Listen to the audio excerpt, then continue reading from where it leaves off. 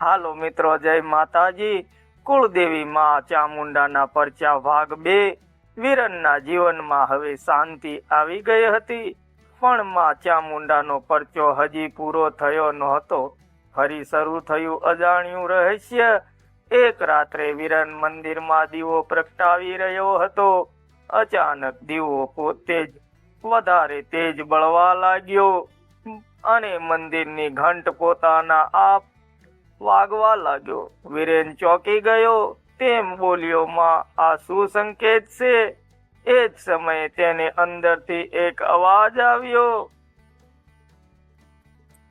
સત્ય હજુ બહાર આવ્યું નથી. અજાણ્યો મહેમાન. બીજા દિવસે વીરેન ઓફિસમાં હતો. ત્યારે એક વૃદ્ધ માણસ ત્યાં આવ્યો.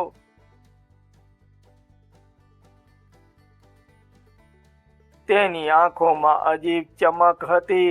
તે વીરેનને પૂછે છે, તને આ મંદિર ક્યાંથી મળ્યું? વીરેન આશ્ચર્યમાં બોલ્યો, આ તો માં ચામુંડાની કૃપા છે.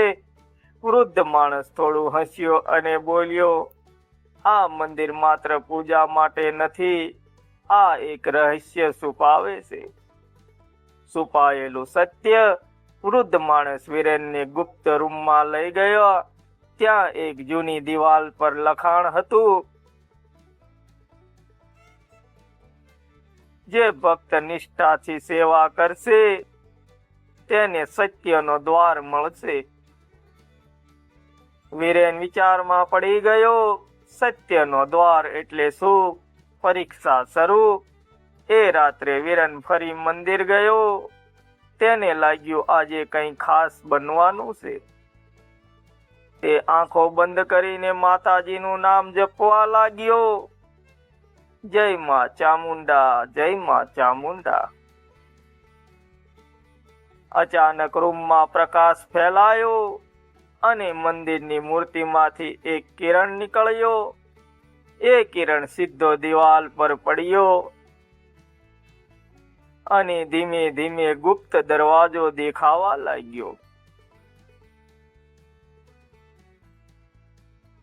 મિત્રો, રહસ્યમય દ્વાર. વીરેન ધીમે ધીમે દરવાજા તરફ આગળ વધ્યો. તેનું દિલ જોરથી ધબકતું હતું. જેમ જ તે દરવાજો ખોલે છે, અંદર એક લાંબો રસ્તો દેખાય છે અને રસ્તાના અંતે એક તેજસ્વી પ્રકાશ. મિત્રો, અંતિમ પરચો. વીરેન આગળ વધ્યો છે. દરેક પગલે તેને લાગતું હતું કે કોઈ તેને જોઈ રહ્યું છે.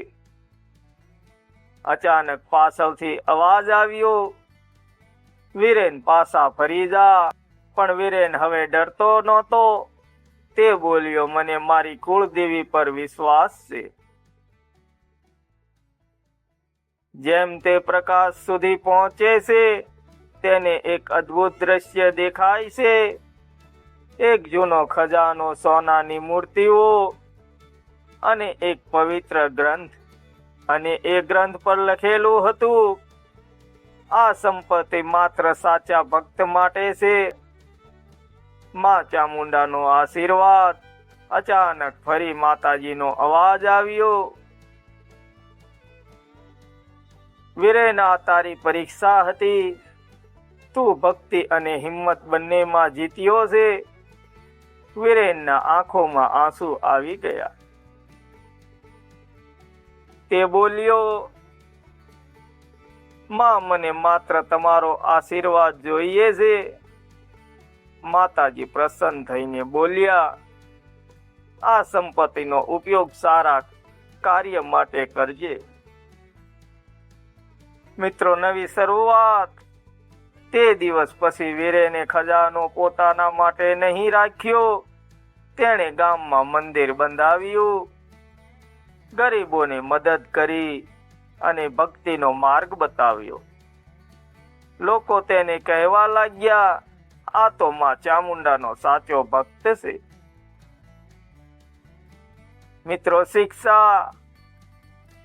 ભગવાન આપણને ફક્ત આપતા નથી, પણ પહેલા પરીક્ષા લે છે. સાચો ભક્ત તે જ છે જે શક્તિનો ઉપયોગ સારા કાર્યો માટે કરે છે. મિત્રો, સ્ટોરી સારી લાગી હોય તો લાઈક, કમેન્ટ, શેર કરવાનું ભૂલતા નહીં. મળીશું આપણે ત્રીજા ભાગમાં. ત્યાં સુધી જય માતાજી.